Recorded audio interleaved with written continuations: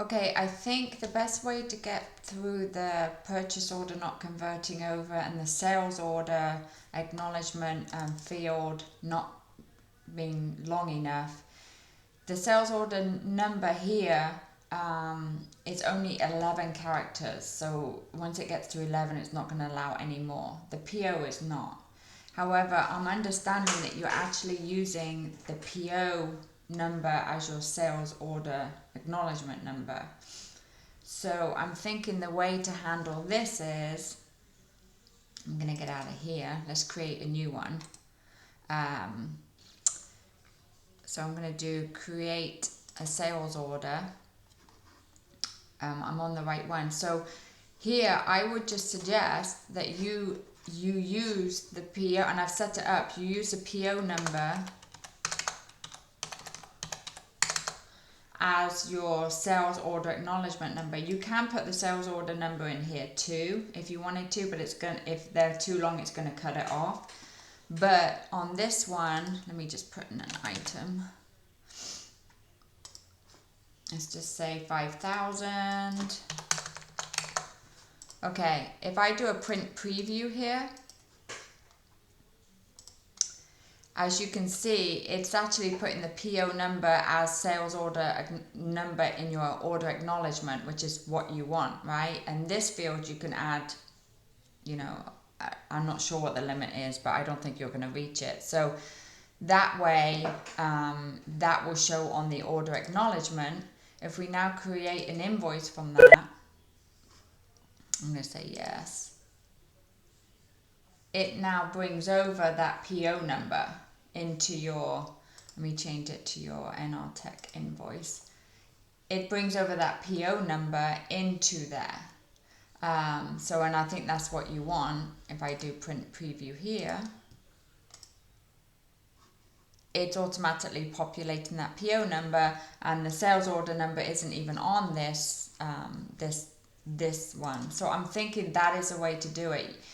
The thing with QuickBooks is it's always going to assign, if you don't assign the sales order number, it's going to assign one of its own and then follow on numerically on that. You can still put a sales order number in there. The ones that get cut off, I guess, get cut off, but it's really just for tracking for you.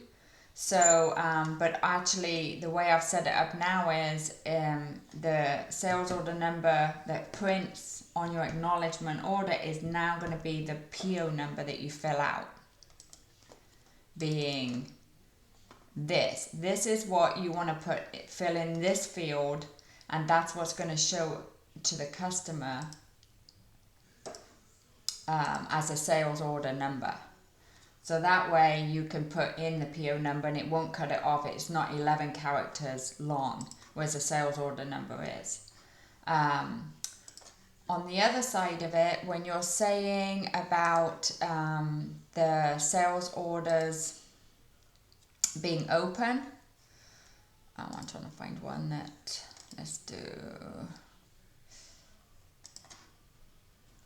like these ones here. So I'm not sure I would zero them out. I say that because it's not going to show on your open sales order report, because a sales order, once you convert it into an invoice, if you're converting the whole thing and you adjust it here for the right amount and there's some still open like here, it's not going to show that that sales order is still open. It's going to say it's closed. Invoiced in, oh, that's a packing slip, sorry. Let me find one here.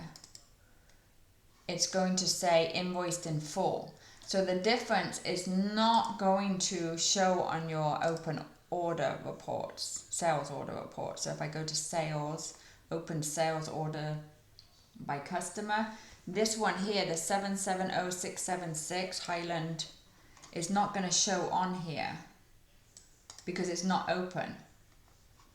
So, and this is the report you should be looking at for open sales orders. It's not going to show all those little ones because the sales order report actually does not affect any inventory, any of your chart of accounts. It's just a sales order acknowledgement. It doesn't do anything to anything until it gets converted into an invoice. So I'm not sure you should worry about zeroing them out, because it's not going to show on your open sales order report, and it's closed once you convert it over to an invoice.